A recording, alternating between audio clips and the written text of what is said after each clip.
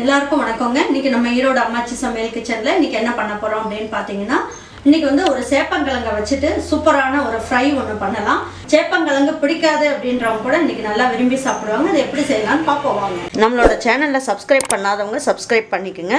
சமையல் குறிப்புகள்லாம் உடனே உங்களுக்கு வேணும்னு நினைச்சீங்கன்னா பக்கத்தில் இருக்க பெல் பட்டனை அழுத்தி வச்சுக்கோங்க. அப்படியே ஃபேஸ்புக், இன்ஸ்டாகிராம், ஷேர் சேட்டை ஃபாலோ பண்ண மறந்துடாதீங்க. பாருங்க, சேப்பங்கிழங்கு இந்த மாதிரி இருக்கும். நான் வாங்கிட்டு வந்து நல்லா குக்கரில் வச்சு 2 விசில் மட்டும் வச்சோம். வச்சுட்டு இந்த தோலெல்லாம் உரிச்சிடலாம். நம்ம சாதாரணமாக எல்லா கிழங்கும் நம்ம எப்படி செய்கிறோமோ அது மாதிரி தான்.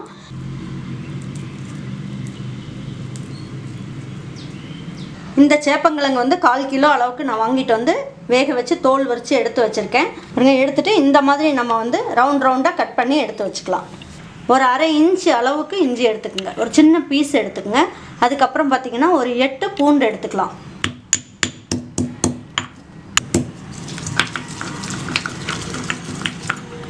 இந்த அளவுக்கு நல்லா தட்டி எடுத்து வச்சுக்கோங்க.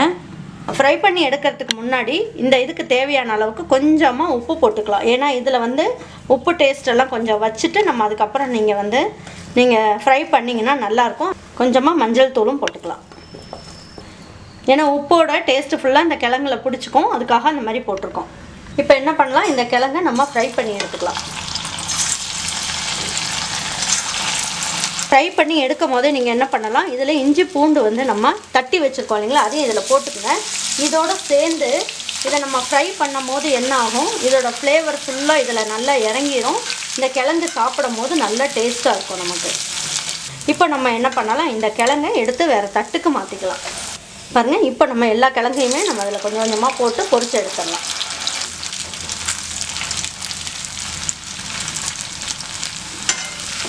இப்போ பாருங்கள், இப்போ இதை எடுத்துடலாம். பாருங்கள், இந்த மாதிரி எல்லாமே பொரிச்சு எடுத்தாச்சு. இப்போ இதை எப்படி ஃப்ரை பண்ணலான்னு பார்ப்போம் வாங்க.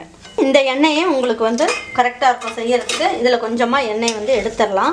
பாருங்கள், இப்போ நம்ம என்ன பண்ணலாம், இப்போ பொரிச்ச எண்ணெயிலேயே நம்ம வந்து இப்போ பொடியெல்லாம் போட்டு நம்ம எப்படி பொரிக்கலான்றதை பார்ப்போம். இதுக்கு வெங்காயம் தக்காளியெல்லாம் எதுவும் வேண்டாம். இப்போ பாருங்கள், இது வந்து 1 ஸ்பூன் அளவுக்கு நான் ரெட் சில்லி பவுடர் போடுறேன். இதை போட்டுக்குங்க. இதுலேயே ஒரு 1/2 ஸ்பூன் அளவுக்கு மல்லித்தூள் போட்டுக்கலாம். ஸ்லோவாக வச்சுக்கோங்க அடுப்பை. சோம்புத்தூள் ஒரு 1/2 ஸ்பூன் போட்டுக்கலாம். ஜீரகத்தூள் ஒரு 1/2 ஸ்பூன் போட்டுக்கலாம்.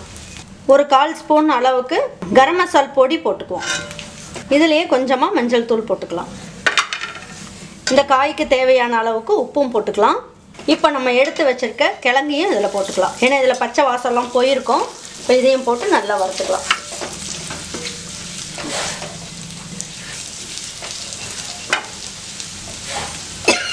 லெமன் ஜூஸ் ஒரு 1/2 ஸ்பூன் அளவுக்கு இதில் ஊற்றிக்கலாம்.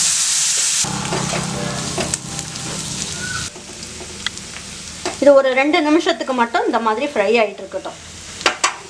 பாருங்கள், இப்போ நல்லா மொறுன்னு நல்லா வறுத்தாச்சு. இப்போ நம்ம என்ன பண்ணலாம், கொஞ்சமாக மல்லி இலையை தூவி விட்டுடலாம்.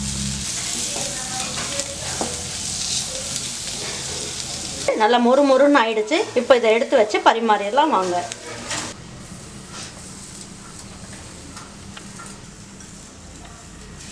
கொஞ்சமாக மல்லி இலையை தூவி விட்டு நம்ம பரிமாறிடலாம். இந்த கிழங்கு வேக வைக்கும் போதே ஒரு புளியங்கொட்டை அளவுக்கு நீங்கள் வந்து புளியை போட்டு நீங்கள் அந்த கிழங்கை வேக வைங்க.